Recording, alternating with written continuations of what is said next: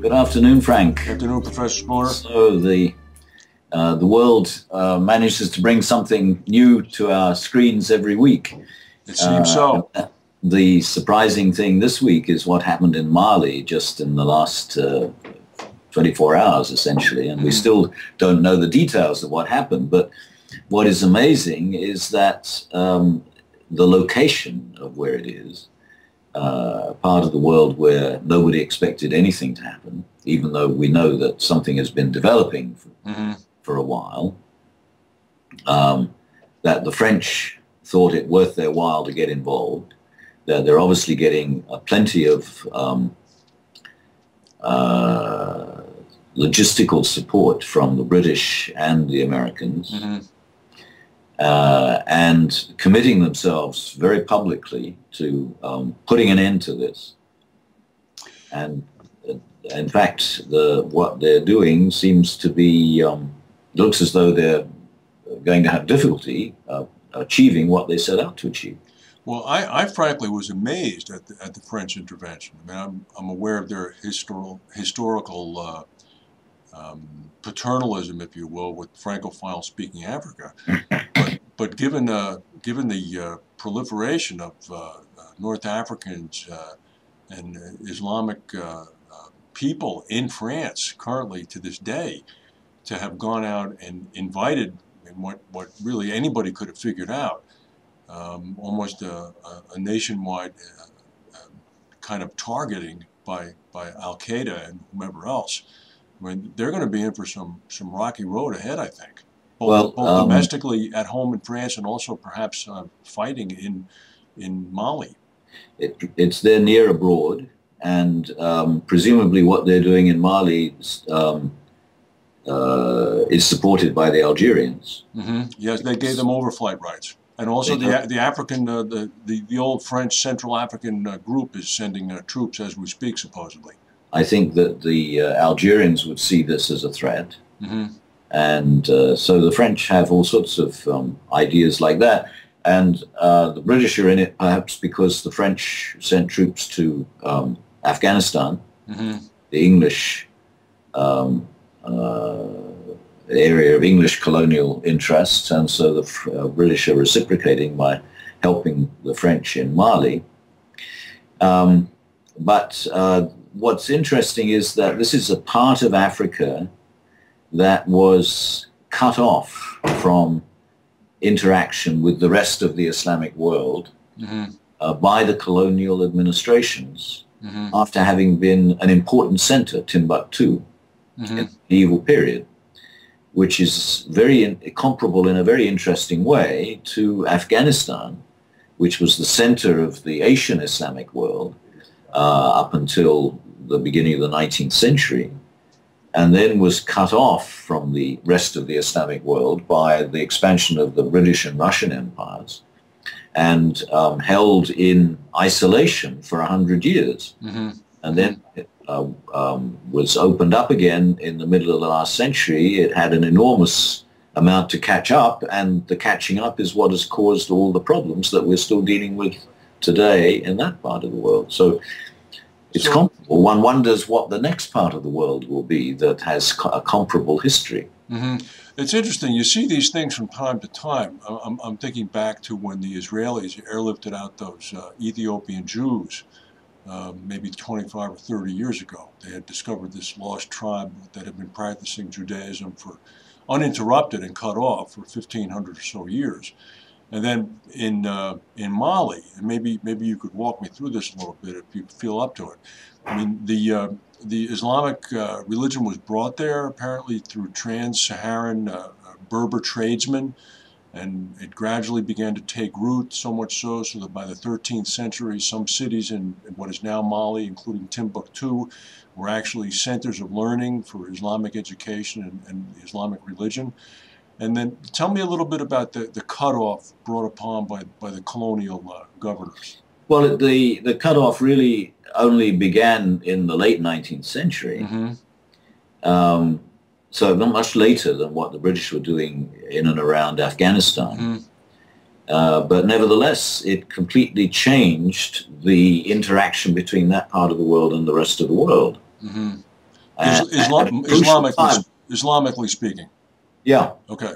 At a crucial time when the rest of the world was beginning to change faster and faster, this area was cut off, and now it's supposedly an independent state again, but it's under a regime which is not exactly generated entirely internally, and there's a lot of room for dissatisfaction with the way the government is representing it to the rest of the world. And if we just look at the Islamic strand for a second, all right, so we talk about the 20th century and the end of the caliphate and the secularization of Turkey, the center of the caliphate, and all of those things presumably were things that the Islam in Mali had been cut off from and was cut off from. So are you suggesting that somehow it remained in a state of uncontamination from the secularization, or? Well, Mali was never taken into the Ottoman Empire. No. And Afghanistan was never, was escaped from the Safavid Empire in the early 18th century and was independent and an empire of its own. So both of them were locally independent centers into the 19th century, and in the case of Mali, much later, towards the end of the 19th century. But then they were cut off, both of them. And that's what has always causes trouble, because the smaller the social universe, the less possibility for change. Then when the places that have been cut off and changing very slowly are suddenly linked up again with the places that have been changing much faster, they've somehow got to catch up. And some people can do that better than others, and the people who can't do it get very unhappy and start to resist. Yeah. Would it be too simple to suppose that the fundamentalism espoused by Al-Qaeda, for example, which one could argue is almost a snapshot of say 100 years ago or 100 plus years ago, is finding some fertile ground in Mali because their Islamism is 100 years old, so to speak? Absolutely. In the same way that what's going on in Syria is providing fertile ground for Islamists there. So that's what's making it very difficult for Western powers to decide what to do to help the legitimate, what should I say, the rebels in Syria, because they're so diverse, and some of them we want to help and some of them we'd rather not help. Right.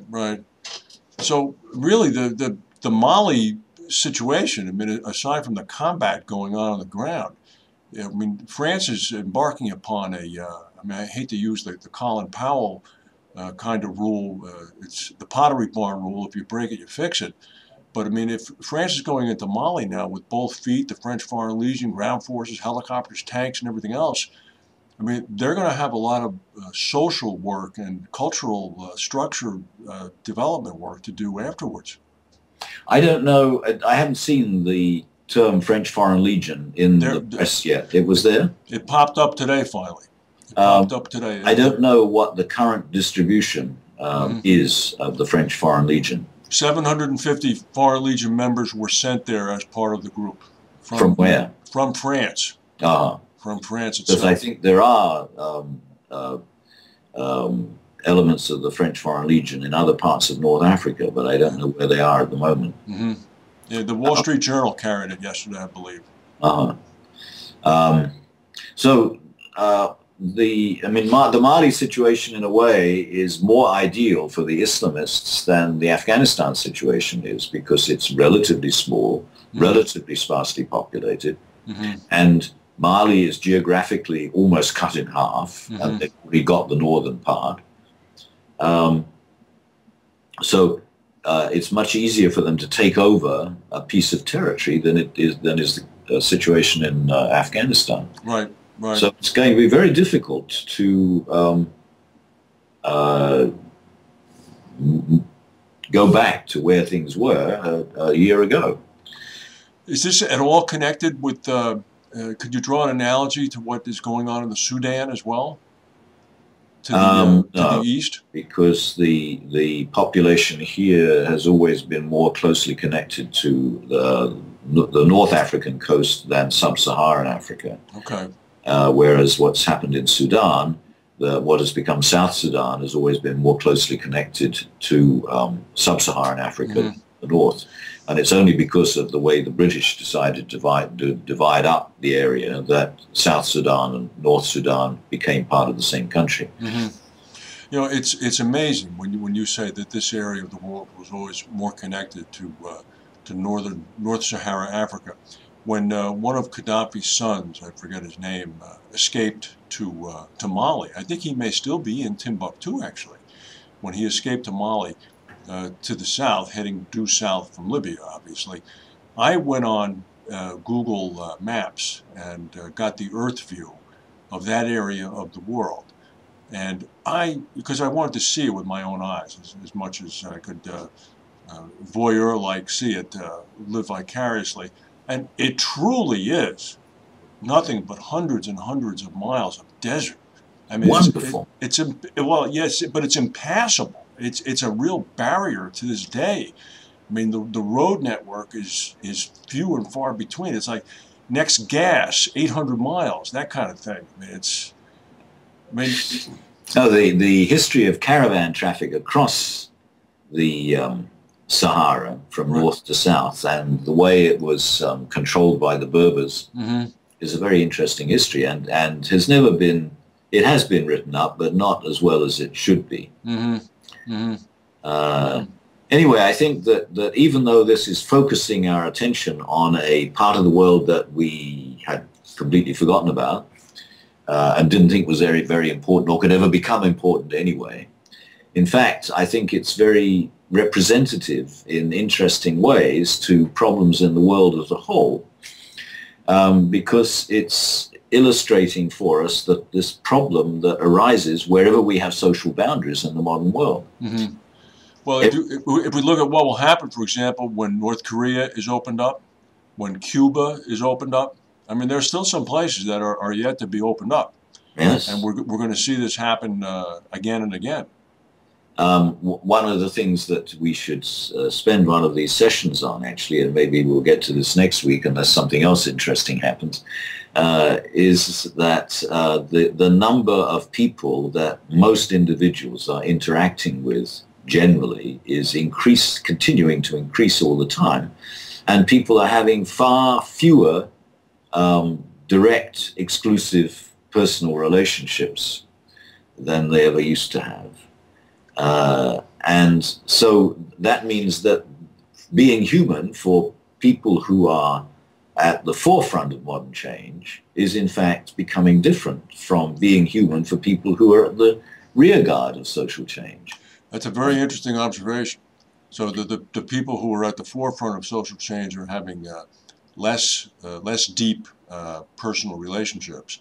Yeah. The people at the rear guard of social change who are having fewer relationships are having more deeper personal relationships. And people who have deep personal relationships want to hold on to them. Yes, and one could then go off into very scared of losing them. Yes, and you could go off into the psychological terrain then and begin to talk about which group is really at the vanguard.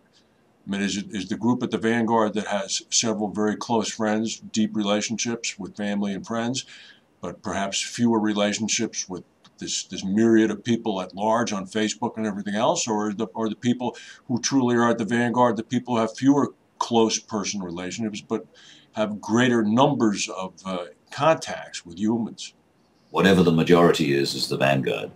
Well, then that's awful. And that's the biggest cities. That's the other cities that are joining them fast. That's a very depersonalizing future. George Orwell may have been right after all. Yeah. So. But I'm sure Timbuktu is going to be a much more interesting city in the future than it has been over the last 100 years. I suspect so. There's 60,000 people in Timbuktu. I was surprised it was that populated. And it's managed to survive with a population of 60,000 without the trans-Saharan traffic that it used to have. Mm-hmm. That's what's interesting. Well, very interesting. Well, Okay. we must find somebody who has visited Mali. Maybe one of our viewers will write in and tell us. That would be interesting. All right. Well, thank you. Until next week, Professor. See you then. I hope your cold is better. Thank you. Bye. All right. Bye.